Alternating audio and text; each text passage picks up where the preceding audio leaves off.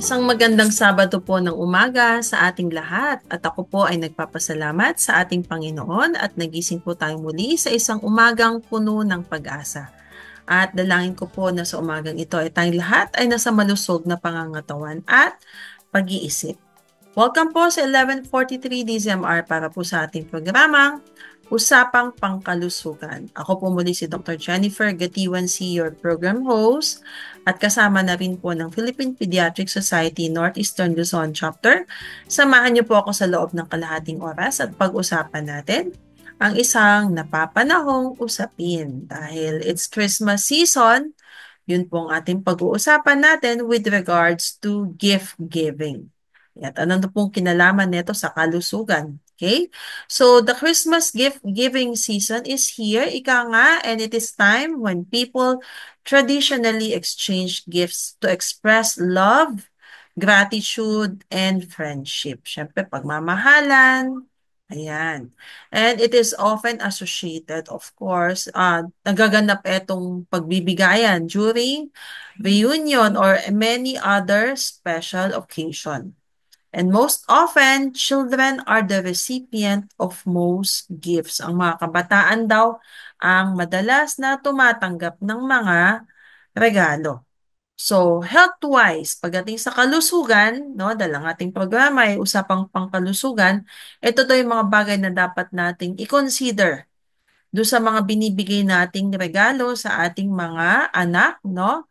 That could stimulate their growth and development. So, syempre, hindi lang natin pagkakagastusan to, kumbaga, para sa kanilang ikabubuti. So, we want to give them smart toys for every age, ika nga. So, kung naiisip ninyo, pag ang mga bata ay naglalaro, di ba talagang nakakonsentrate yan? So, ang playtime sa kanila, it's not just about fun and games, but technically, this is a serious business for them. And toys are the tools of trade. Ika nga, dito nag-uumpisa kung future na mga madedevelop. Kumbaga, yung mga Tesla, yung mga technology ngayon ay nag-umpisa lang yan sa isang simpleng laruan. No? Yung mga robotics. So toys, they entertain and at the same time they help our children understand the world, learn social and emotional skills, and therefore stimulate a developing brain. So pag-usapan po natin, no? Age-wise guide on how kids play and what is the best toy that we could give to them. So, umpisahan natin ng mga babies. So, in the first year of life, no, ang kanilang play, it's about exploration. So, bago ang mundo sa kanila dahil 9 na buwan, nasa loob sila ng sinapupunan. So, ginagamit nilang kanilang 5 senses. Their eyes, their hearing, their smell, the taste, andyan na, yung 5 senses na yan, in learning their new world. So, yung mga kinakapakapan nila, how does it feel, pag nalaglag ito, aakyat ba ulit o may pagpupulot? Pag ito ba ay nilagay ko sa bibig ko, anong mangyayari? So, nagbat, kaya yung mga bata, andyan na ibabang nila yung toys, isi-shake nila, o minsan isinusubo nila. So, yun yung mga exploration. And when your baby develops new motor skills as they grow older, yung play nila, they become more coordinated and complex. Umpisahan po natin, around 4 months, ang vision nila ay around clear na, malinaw na. So, yung mga nakikita nila na abot kamay nila, tulad ng rattle, yun na, nilalaro-laro nila. So, around 6 to 7 months, yung same rattle na yan, kaya na niyang ilipat-lipat sa 2 kamay niya. Okay? At pag-apak ng 9 months, no, hindi lang basta nakikita, marunong na sila yung tinatawag nating pincer grasp, yung marunong nang humawak. At yung hahawakan nila, isinusubo pa nila ito. So yeah, kaya dapat yung very appropriate, age appropriate yung binibigay. Huwag natin binibigyan ng maliliit na laruan dahil isusubo nila ito. And during this time, ang kanilang play is usually solitary activity. Ibig sabihin, wala silang pake sa paligid nila. So, kaya nilang maglaro on their own. But, as a parent, as a guardian, mas maganda nakasama mo sila na naglalaro. Ang gagawin mo is, imo-model mo at gagayahin nila para at least may guide. Okay? So, you are your baby's favorite playmate. Dapat ikaw, hindi cellphone or hindi TV. Kasi interactive play. Although solitary sila, aware sila na meron silang kasama. So, ang role mo kung minsan, magpa-puppet play ka, no? Dahil yung vision niya nakafocus, tuturuan mo, ayan yung mga bulaga o yung mga peek-a-boo. Ayan, yan na yung mga interactive play that you can do to them. No, tuwan-tuwa sila, diba? Tatawa sila. Yan. So, here they can learn about language, kung Tagalog ka, Ilocano, English. Ayan. So, medyo naiintindihan na nila. And of course, social relations, cause and effect. Pag may nahulog, ulit-ulitin niya yan, ihuhulog niya until they begin to understand how things in their environment relate to each other. So yung mga bagay-bagay, how they taste, smell, ano yung mga sound. So pag medyo na-master na nila ito, ready na sila for the next stage of development on figuring out how things work, no? So papunta na sila sa tinatawag nating Tinker Boys and Tinker Bell stage. Ito na yung mga toddler. Pero bago po tayo pumunta doon, ano yung mga best toys for them? Of course, doon sa mga babies, ito yung nursery mobile, yung umiikot-ikot sa kanilang ulunan. Ito, simpleng laruan, mirror. Dahil nafa-fascinate sila or na-amaze sila pag nakikita nila yung mukha nila sa salamin. Tapos you can make face. Gagayahin nila yon. So nagkakaroon sila ng self-discovery and even their body parts. As they grow older in their first year of life, yung pincer grass, pwede mo na silang bigyan ng ring stock, yung bilog na isinushoot, and push-pull toys. Yan yung mga pwede mong ibigay sa kanila. So, pasok na sa ating tinatawag na toddler stage o yung Tinker Boys and Tinker Bells. Okay? So, aware na sila yung mga function ng object na to. So, they like to stack blocks, bubble into toy phone, drink from yung big kid cup, and kuminsan meron na silang concept of pretend play. Ayan. So, ito yung mga may choo-choo train, baby doll. So, ito na yung mga nilalaro-laro nila. Because this stage is now the groundwork for preschool play. Ibig sabihin, minsan nagme-make believe sila, ito yung meron play kitchen, play fire truck, play police. Ayan. So, ito yung gustong-gusto na nilang laruin. And they love to differentiate colors and shapes. So, ayan na, pwede nyo nang turuan about different colors, different shapes, at paulit-ulit eto, hanggang sa ma-master nila. Okay? So, repetition. Ito ang main goal dito as they master new skills. Tulad ng catch ball. Ayan, paulit-ulit. Kasi ito na-encourage yung pag-develop ng kanilang gross motor, hand-eye coordination, and dexterity. So, catch lang, no?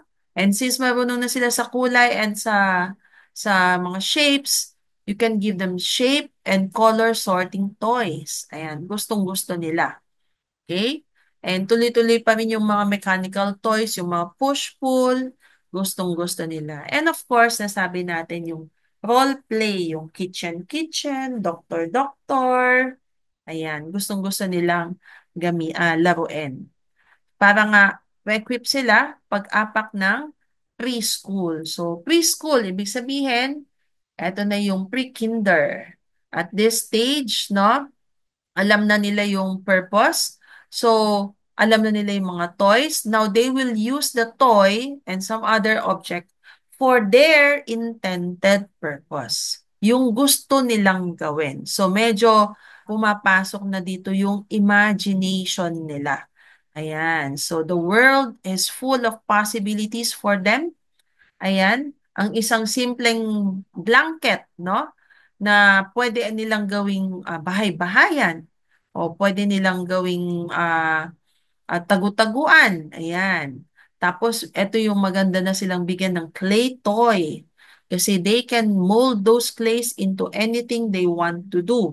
Ayan, pwede sila yung luto-lutoan nila, diyan gagawa sila ng mga little pizza nila. Ayan. So for a preschooler, the world becomes a magical place without limits. So dito sila nagiging little creators. Yung creative thinking na nila ay pwede na nilang i-express. At kung minsan, kung may anxiety sila and fear, na-express din nila through their toys, tulad ng mga sand play, clay, pwede na nilang i-express nun kasi nagsasalita na din sila. So while you're talking to them, no, nai-express nila. At pag meron silang gustong ipakita, no, i-flex kila mommy and daddy, ayan, sabi na, mommy, daddy, watch. I know how to ride a bike. O, di ba? Yan na yung, or ride my scooter. Ayan, kukulit-kulitin ka nila tapos kailangan palakpakan mo sila for their little accomplishment. This is their way to connect with the people around them, especially of course, their family. At kung pinapasok sila sa daycare center, marunong na sila yung tinatawag na take turns and give and take cooperative play, sharing. Ayan. So ito na yung stage na alam na tong mga preschool, and yung pretend play, they become more elaborate. Ayan. So they can pretend like there are fairies, there are heroes, and since magaling na sila ngayon, high-tech sila, alam nila yung gumamit na ng electronic gadgets. Pero sana, that's the least, no? Kung meron man electronic gadgets na paggagamitan nila, it's something that will become more productive for them. Mag-develop ang kanilang imagination. So, during this time, play itself becomes more physical. Hindi na sila basta lakad-lakad, takbo, talon, eto na yung malikot. So, ano yung mga smart toys for them? At this stage, you can give them craft toys, mga art toys, dahil doon na nga na-encourage ang kanilang creativity. Ayan, yung mga scissors, safety scissors, crayons, ayan na yan. Blocks and construction sets na medyo malaki pa rin kasi baka they have the tendency pa din na ma-injure. Okay? Dito na pwedeng pumasok yung mga Lego. Ayan, though they can create buildings, simple construction sets, simple puzzles. Ayan. So dito yung mga preschool. Now, as they grow into elementary years, no, big kids. How do big kids play? No, they are more accomplished na. Alam nila, meron na silang tinatawag na concrete understanding of the world around them. Okay? They are now moving towards mastering skills that once challenged them. So, eto na yung mga marunong ng mag-basketball, mag-football, sa mga kababaihan, yung mga like yung hair nila, marunong na silang mag-ayos, at dito na talaga na-start din na nadidiscover ang kanilang talents into singing and dancing or reading or playing piano, violin. So this starts as early as around 4 to 5 years old.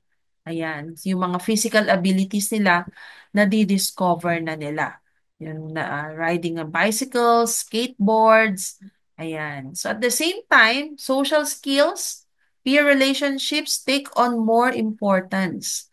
Ayan. So they are more interested in playing with their classmates na. Pero bilang magulang, bilang caregiver, no?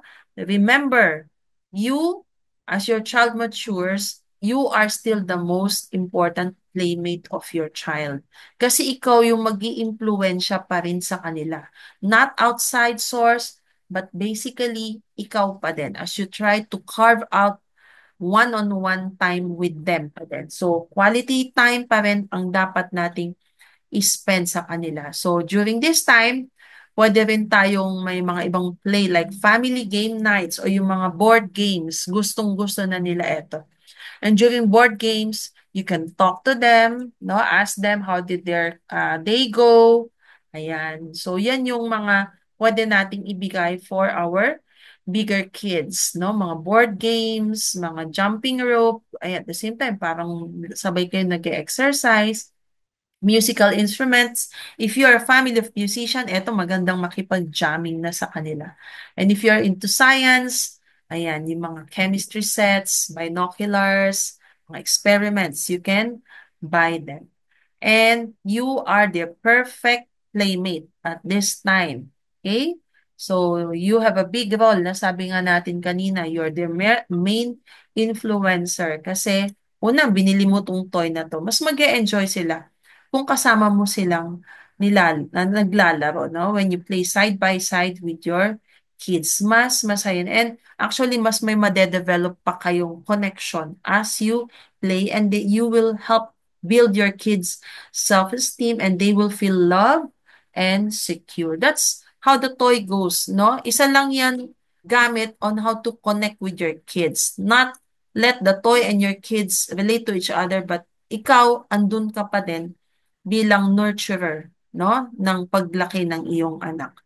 Now, as they grow further into their adolescent years, ano nga bang toy ang pwede kong ibigay sa anak ko? Toy na hindi naman na sila into those little tinker toys. So medyo pa-complex na, 'di ba? Ang hirap. So pag-apak ng teenage years, most parents dito sa ating bansa, ang ibinibigay, lalo na yung mga can afford, nasasabi, or not even, ay mga sasakyan. Okay? So, but before you purchase one, okay? Eto, pag-usapan natin etong what you should need to know when before giving your teenage bikes, motorsiklo, or cars. Ayan. Alam niyo po ba na sa ating bansa, road crash-related injuries remain to be the top cause of death and injuries, especially among children and adolescents, according to the DOH Online National Electronic Injury Surveillance System. Ayan. So, yung mga CCTV na nakikita. This year, no, just last month in November 2024, a road crash injury involving an underage driver, no, sparked a public outcry and calls for stricter traffic enforcement sa iba't ibang lugar ng ating bansa. But I think this happened somewhere in the Visayas, na kung saan underage yung nag-drive ng sasakyan at na-aksidente at may mga namatay na damay sa kanyang reckless driving. So, madalas ma-headline yan, no? May mga celebrity pa ngang namamatay. So, ang ating Department of Transportation, no? They reiterate the importance of promoting road safety for developing traffic law, for following traffic laws and regulations. So, meron tayong tinatawag na Philippine Road Safety Action Plan from 2023 to 2028. Isa daw tong blueprint for the country's road safety initiative na gusto niyang mabawasan ang road traffic deaths by 35% sa taong 2028. So yung mga programa nito ay of course yung tinatawag nating defensive driving. Ano bang defensive driving, no? Ibig sabihin, staying alert and prepared. At dahil po alert and prepared, dapat hindi ka nagda-drive ng lasing. Okay? Hindi ka dapat nag-overspeed. Alam mo dapat na yung sasakyan mo ay nasa magandang kondisyon. Hindi ka gumagamit ng cellphone pag ikaw ay nagmamaneho. Ikaw ay naka-seatbelt at sumusunod ka dun sa speed limit. Ayan. So, yan yung programa ng ating gobyerno. But aside from the discussions about road safety, meron din po tayong tinatawag na parental responsibility. Kaya nga, sabi natin, no, what parents need to know, no, before buying these vehicles for their teenagers as their toys. Ika nga, dahil now in this stage that they need speed. Ika nga. Okay? So, they need to undergo stricter measures against underage driving to prevent future tragedies. Dahil ang mga teenager, isa to sa pinaka inaasam-asam nila magkaroon ng driver's license. But alam niyo po ba na there are around 153,000 fatalities from road accidents in East Asia Pacific region alone last year? Para din siyang pandemic, ika nga.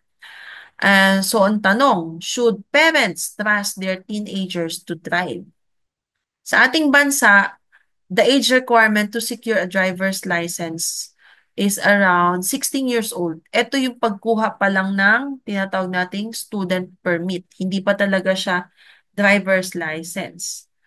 Pag driver's license, yung tinatawag na non-professional driver's license, the minimum age to apply for a motorcycle license is 17 years old.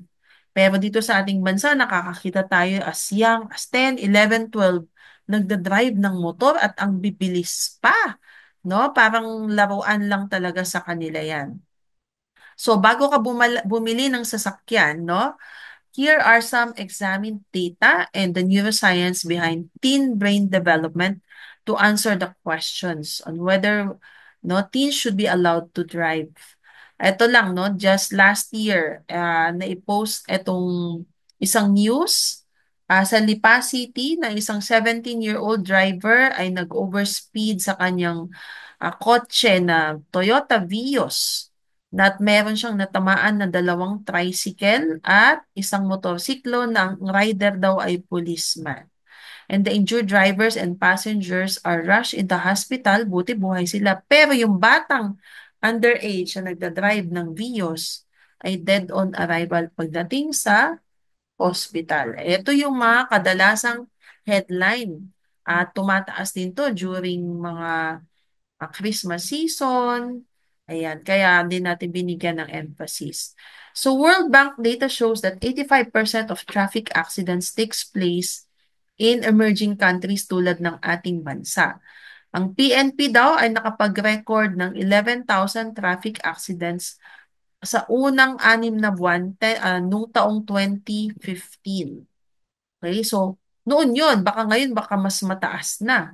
And road traffic injuries are the leading cause of death among Filipinos 15 to 29 years old. Ito po ay during the 2022 Philippine Statistics Authority survey.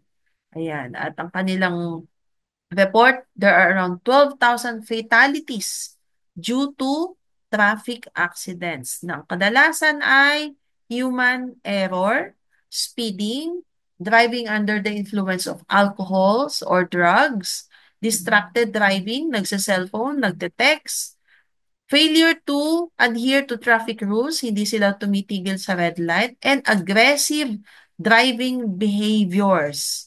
Sila pa yung napaka-aggressive, walang pakundangan. And teen drivers are often involved in fatal crashes. The rate of fatal crashes daw ng 16 years old per mile is doble pag ang nagda-drive is around 18 to 19 years old. Or kung 20 pataas, pag ikaw ay 16, mas triple. Ayan. So, dahil anong meron sa teenager pagdating sa reckless driving? According to the National Institute of Health, ng human brain daw natin, meron siyang tinatawag na risk and control impulsive behavior. Na ito ay hindi siya fully developed until the age of 25. So, yung part ng brain na to, ay lumalaki at it will reach the maximum extent during the teenage years. And after that, unti-unti itong lumiliit. Etong part ng brain na to, no, combined with the surge of dopamine receptors. No, ito yung dopamine receptors na tumataas pag nag-e-enjoy sila sa isang bagay. No, yung parang reward. So, yung mga teenager, gustong-gusto nila yan. So, talagang risk taker sila. Yung feeling nila, hindi sila masasaktan, hindi sila mamamatay. And in addition to that, yung brain chemistry nila, it adds up to that high risk behavior ng kabataan. Tapos iinom pa yan ng alak. Ayan. So teens are more likely to engage in high risk behavior.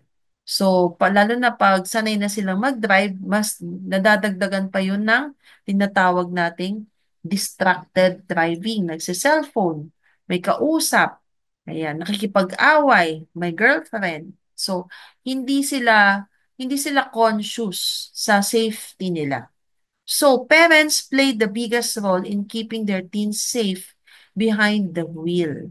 So aside from safer vehicles for teens and education on the awareness of cell phone and seatbelt use, parents also have to be aware of their own driving habits. Pag ikaw ba ay nagda-drive, pinapanood ka ng inyong mga anak. So, yung mga anak ninyo, pwede nilang gayahin ang style ninyo sa pagdadrive pag sila na ang umupo dyan sa driver's seat. Kung ikaw ay nagsi-seatbelt ba o hindi, kung gumagamit ka ba ng cellphone o hindi.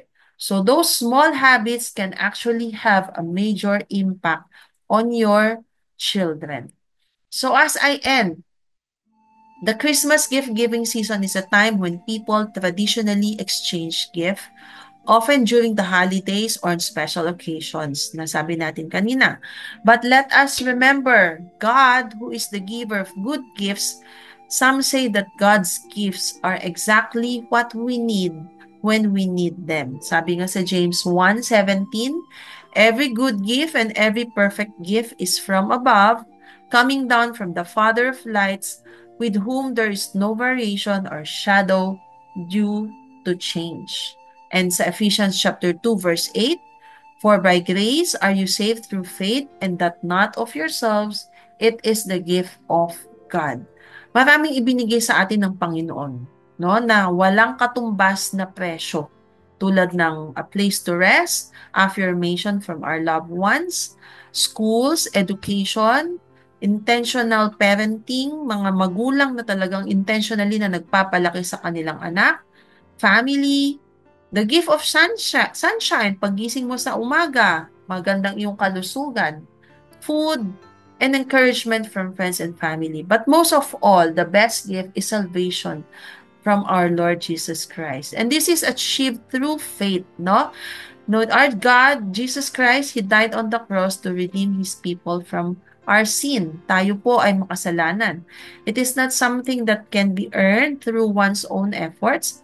It is not a reward for good deeds, and that no one should take credit for it.